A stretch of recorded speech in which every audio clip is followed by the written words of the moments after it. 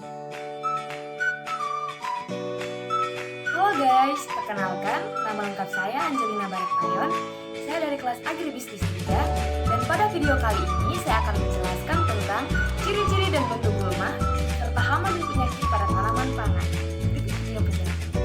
Baik, sebelum melangkah lebih jauh, terlebih dahulu saya akan menjelaskan apa itu tanaman jagung. Jagung adalah salah satu tanaman pangan penghasil karbohidrat yang terpenting di dunia selain gandum dan padi. Jagung juga merupakan salah satu tanaman serealia yang tumbuh hampir di seluruh dunia dan tergolong spesies dengan variabilitas genetik besar dan dapat menghasilkan genotip baru yang beradaptasi terhadap berbagai karakteristik lingkungan. Dan dalam sejarah budidaya tanaman, jagung sudah ditanam sejak ribuan tahun lalu dan diduga kuat berasal dari benua Amerika. Dan di Indonesia sendiri, jagung merupakan bahan makanan pokok kedua setelah padi. Baik, yang berikutnya kita masuk pada gulma tanaman jagung. Gulma sendiri adalah tanaman pengganggu yang tumbuh di antara tanaman utama. Gulma mengganggu karena bersaing dengan tanaman utama terhadap kebutuhan unsur hara, air, cahaya, dan ruang tumbuh. Berdasarkan morfologinya, jenis gulma yang tumbuh di antara tanaman jagung antara lain. Yang pertama, golongan rumput. Gulma golongan rumput termasuk dalam familia Gramenae.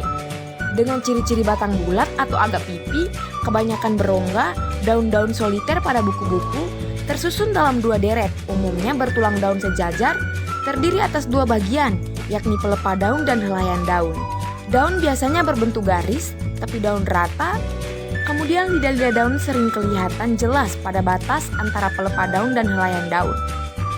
Contohnya seperti rumput belulang, bisa dilihat pada gambar, dan tanaman alang-alang. Baik, masih membahas tentang gulma pada tanaman jagung. Jadi gulma golongan yang berikutnya adalah gulma golongan teki.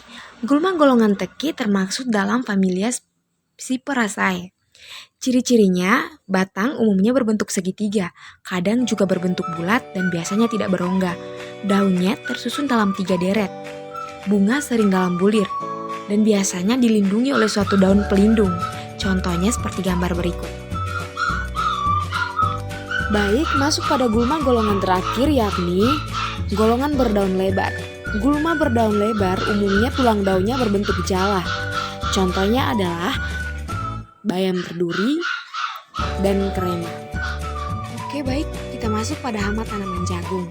Jadi jenis hama pertama yang menyerang tanaman jagung adalah hama ulat daun. Hama ini akan menyerang bagian pucuk daun.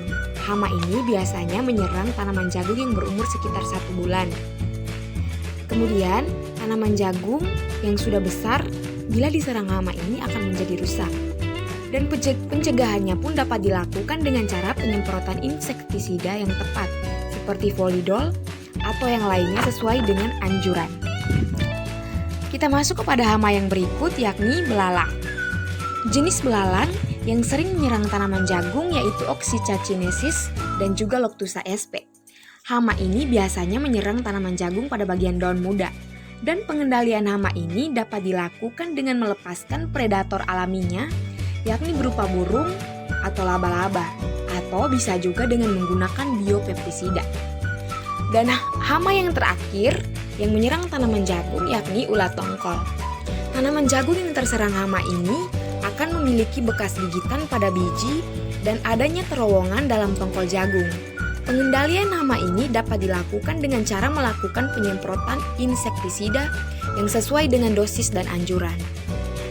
Oke, baik, kita masuk pada pembahasan yang terakhir yakni penyakit pada tanaman jagung. Jadi di sini penyakit yang pertama yang menyerang tanaman jagung adalah penyakit bulai. Penyakit pada tanaman jagung yang masih muda yakni bulai daun. Ciri dari serangan penyakit ini yakni munculnya warna kekuningan atau kromatik di bagian daun, tanaman sepanjang tulang daun. Akibat yang ditimbulkan oleh bulai antara lain, terhentinya pertumbuhan tanaman dan tanaman itu menjadi kerdil. Selain di Indonesia, penyakit ini juga tersebar di berbagai negara lainnya, mulai dari Amerika, Afrika, Eropa, Australia, dan Asia lainnya seperti Thailand dan Filipina. Oleh sebab itu, penyakit bulai menjadi tantangan utama bagi para petani jagung.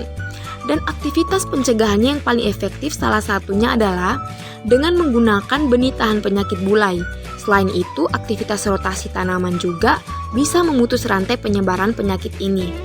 Yang berikut kita masuk pada penyakit yang kedua adalah penyakit hawar daun.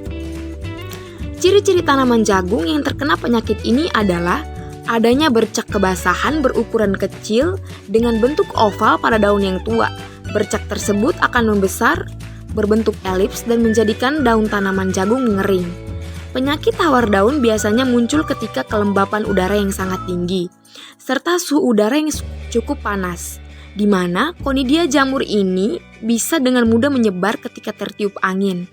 Salah satu kendala sulitnya mengatasi penyakit ini adalah kemampuannya dalam bertahan hidup di tanah selama 1 tahun. Untuk itu penting kiranya melakukan pergiliran tanaman, yakni tidak membudidayakan tanaman jagung di lahan yang sama sepanjang tahun. Selain itu pencegahannya dapat dilakukan dengan menanam jagung di awal musim kemarau dan dengan menggunakan benih yang tahan penyakit. Oke, baik, kita masuk pada penyakit yang terakhir yang menyerang tanaman jagung, yakni busuk batang dan tongkol. Penyakit busuk batang dan tongkol disebabkan oleh jamur Diploida medis. Jamur ini biasanya muncul ketika memasuki musim kemarau yang kering. Penyakit busuk batang dan tongkol ini menyerang tanaman yang sudah memasuki fase pembentukan tongkol secara tiba-tiba, di mana tanaman jagung yang terinfeksi akan mendadak mati dengan kondisi daun yang layu, kering, dan tampak berwarna hijau keabu-abuan. Terjadinya infeksi jamur ini dimulai dari pangkal batang, yang lama-kelamaan jamur akan masuk ke dalam jaringan batang hingga pangkal dan tongkol jagung. Salah satu penyebab yang bisa memicu munculnya penyakit ini adalah penanaman yang terlalu rapat sehingga sirkulasi udara menjadi buruk. Untuk itu, agar tanaman jagung tidak mudah terkena serangan jamur ini, maka harus disesuaikan jarak tanam dan pemberian pupuk yang sesuai dengan takaran agar mampu meningkatkan daya tahan tanaman terhadap serangan penyakit.